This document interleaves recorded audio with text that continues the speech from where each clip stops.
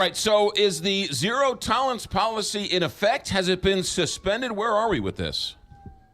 So the zero tolerance, there is some confusion about or surrounding the zero tolerance policy that the president signed last week, or the executive order to stop the policy that the president signed last week, ending family separation. It has stopped for now when it comes to splitting up these families. That is not happening. So folks that are crossing the U.S.-Mexico border into the United States and are bringing their families, they are not being split up. That's where we stand right now. Customs and Border Protection agents, though, now say they will not refer any more parents for prosecution until they can figure out how to keep these families together during the process. So, in a sense, they're releasing these immigrants into the country on the promise that when they are called, they will come back?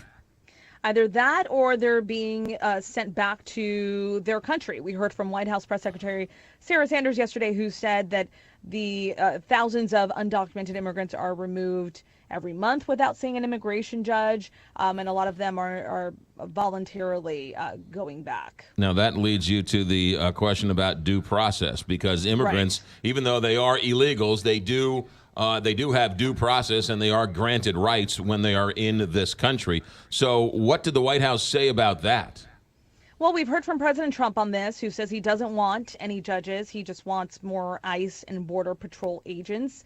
And he got loud applause for that last night in South Carolina, where he was stumping for the Republican governor there. And yesterday we heard from him in the Oval Office, where he said he had been there had been an order for him to sign requesting 5,000 more judges. The White House hasn't been more specific on that plan, but we do know that there is legislation being pushed by Republican Senator Ted Cruz, saying that that he'd like to add about 300 more immigration judges. Now, again, going back to what the president said, he doesn't want any more judges, but the courts have long held that even non-citizens have some rights of due process. Even some Republicans say the president's call to deny migrants a day in court goes against the law. It's just the law.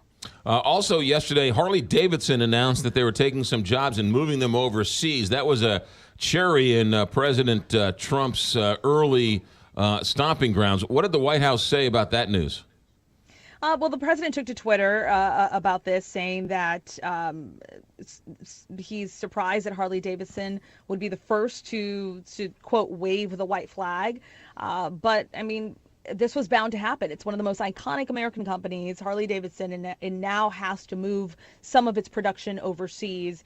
Harley-Davidson says it had no choice. This is why you don't want a trade war, because of the toll that it can have on American workers, on American consumers. The Dow is now down, and the cost of a motorcycle is way up because of these tariffs. Stephanie Ramos, ABC News correspondent at the White House. Thanks, Stephanie. Thanks for having me. Harley-Davidson says it's going to cost $2,200 more to buy a Harley-Davidson. They're shipping a number of jobs overseas, including, I didn't know this, they have some jobs in Kansas City. Yeah. Harley-Davidson. Right. Now, I don't know if they were consolidating those jobs anyway, and I don't know if those are the jobs that are leaving, but Harley-Davidson does have some manufacturing jobs